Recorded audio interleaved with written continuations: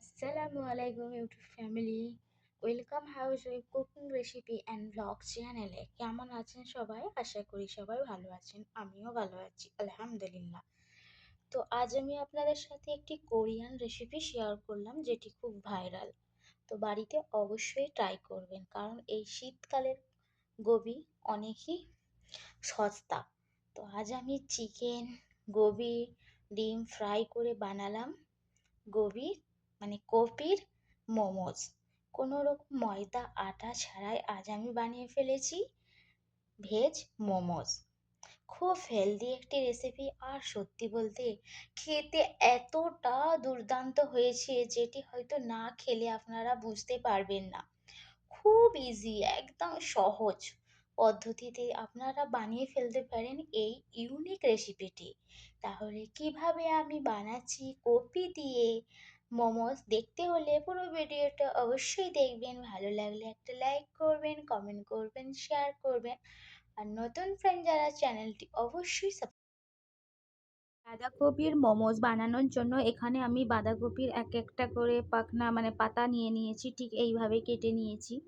আর সত্যি বলতে এই রেসিপিটি এতটি হেলদি আর খেতেও খুব দুর্দান্ত। অবশ্যই এই শীতকালে বাঁধাকপির সিজনে এই রেসিপিটি অবশ্যই বানাবেন। কোনো রকম আটা ময়দাই ছাড়া আমি আজ বানিয়েছি বাঁধাকপির মোমোজ। তো মোমোর স্টাফিং বানানোর জন্য, মোমোর ভেতরে যে পুরটি বানানোর জন্য এখানে আমি সামান্য অয়েল নিয়েছি, যেহেতু এটি হেলদি মোমো বানাচ্ছি, বেশি স্পাইসি করব না। এখানে কিছু খাড়া মশলা দিলাম, আর একটু অল্প করে দিয়ে দিলাম কাঁচা লঙ্কা। তারপরে দিয়ে দিয়েছি বাঁধাকপি আর কিছু পরিমাণ চিকেন। এখানে আপনারা আপনাদের ইচ্ছা মতো স্টাফিং বানাতে পারেন, কিমা দিতে পারেন, চিকেন কিমা দিতে পারেন, ডিম দিতে পারেন শুধু। তারপর এখানে কিছু কিছু স্পাইস ব্যবহার করলাম, যেমন হলুদ গুঁড়ো, লঙ্কার গুঁড়ো, স্বাদ মতো লবণ, ধনে গুঁড়ো ও জিরা গুঁড়ো, বাস। আর কিছুই দেবো না। এইভাবে ঢাকনা চাপা দিয়ে দিয়ে আমি ফ্রাইটা করে নেব, বাঁধাকপির ফ্রাইটা করে নেব। তো এখানে বাঁধাকপি অর্ধেক পরিমাণ নরম হয়ে গেছে, ঠিক এই পজিশনে আমি একটি ডিম দিয়ে দিলাম। আর জানেন তো, ভেতরের এই স্টাফিংটা যতটা ভালো হবে, এই পুরটি যতটা ভালো হবে, তো মোমোটি খেতে ততই বেশি দুর্দান্ত হবে। আমি এখানে সমস্ত কিছু উপকরণ মিক্সড পুর বানালাম। এখানে আপনারা আপনাদের ইচ্ছা মতো পুর দিতে পারেন। তারপর এখানে সয়া সস দিলাম আর টমেটো কেচাপ দিলাম। আবারও বলছি, আপনাদের কাছে যদি আরও কিছু ভেজিটেবল থাকে, চিকেন থাকে বা আরও কিছু সস থাকে, দিয়ে অ্যাড করলে আরও ভালো হবে। তো আমার কাছে বাড়িতে যতটুকু ছিল সেই দিয়ে আমি এর পুরটি বানালাম। তারপরে এখানে ফ্রেশ ধনেপাতা কুচি করে দিয়ে দিলাম। আর এই পুরটি খুবই ভালো হয়েছিল। তো আরও ভালো হবে আপনারা যদি এখানে ক্যাপসিকাম ব্যবহার করতে পারেন বা কিমার কোয়ান্টিটি আরও বেশি দেন, তাহলে আরও ভালো হবে। তো এখানে আমার পুরটি খুব সুন্দরভাবে রেডি হয়ে গেছে। তারপর একটি হাঁড়িতে আমি কিছু পরিমাণ পানি দিয়ে দিলাম। পানির মধ্যে অল্প লবণ দিয়েছিলাম। তারপর বাঁধাকপির যে পাতাগুলো রেখেছিলাম সেইগুলো দিয়ে 2 থেকে 3 মিনিট মতো জাস্ট কুক করে নেব। কারণ এটা যদি কুক না করি, এর ভেতরে পুরটি যখন দিয়ে আমি মোমোর শেপ দেবো, তখন তাহলে পাতাটি ভেঙে যেতে পারে। তাই এই জন্য আমি এখানে জাস্ট 2 থেকে 3 মিনিট মতো কুক করে নিলাম। এখানে পাতাগুলো খুব সফট হয়ে গেছে। ঠিক এই পোর্শনে আমি পাতাগুলো একে একে তুলে নিয়ে ঝাঁঝরিতে ঝারিয়ে নেব। তো এখানে আমি ঝারিয়ে একটি প্লেটের মধ্যে এই পাতাগুলো রেখে দিলাম। এই যে একটি প্লেটের মধ্যে পাতাগুলো রেখে দিলাম।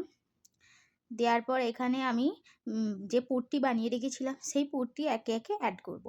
তো এখানে পুরটি দেওয়ার পর আমি ভালো করে ফোল্ড করে নেব। এইভাবে ফোল্ড করে মোমোর শেপ দিয়ে নেব। ফোল্ডটি আপনারা আপনাদের ইচ্ছা মতো করতে পারেন, গোল করতে পারেন, লম্বা করতে পারেন বা ত্রিকোণাও করতে পারেন। তো একে একে আমি এগুলো মোমোর শেপ দিয়ে নিলাম। এর ভেতরে অ্যাকচুয়ালি এটা মোমোর শেপ নয়, কিন্তু বাঁধাকপির যেহেতু পাতা, তো আমি লম্বাভাবেই ফোল্ড করে একটি করে টুথপিক ওর মধ্যে গেঁথে দিলাম, না হলে ভেঙে যেতে পারে। তারপরে আমি স্টিম দেবার জন্য একটি হাঁড়ি পানি গরম করে বসিয়ে দিয়েছি।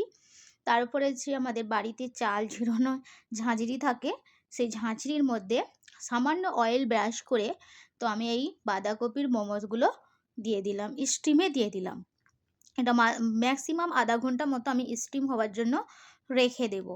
এখানে আপনাদের কাছে মোমো স্টিক থাকে তাহলেও দিতে পারেন। এখানে দেখে নিন, এখানে একদম আমার বাঁধাকপির মোমোটা একদম রেডি হয়ে গেছে। আপনারা চাইলে এই পোরশনে একবার তাওয়াতে এপিঠ-ওপিঠ করে ফ্রাই করেও নিতে পারেন বিনা অয়েলে। খুব হেলদি একটি রেসিপি, অবশ্যই সবাই করে বানিয়ে বাড়িতে খাবেন। ছোট বড় সবাই খেতে পারেন, কোনো অসুবিধা নাই। আর শীতের সিজনে বাঁধাকপি তো খুবই সস্তা। তো এইভাবে রোজ, রোজ বাঁধাকপি খেতে ইচ্ছা না গেলে এইভাবে বানিয়ে বাচ্চাদেরও দিতে পারেন। খুবই মজা করে খাবে। ভিডিও ভালো লাগলে প্লিজ লাইক করবেন, চ্যানেলটি সাবস্ক্রাইব করবেন। আল্লাহ হাফেজ।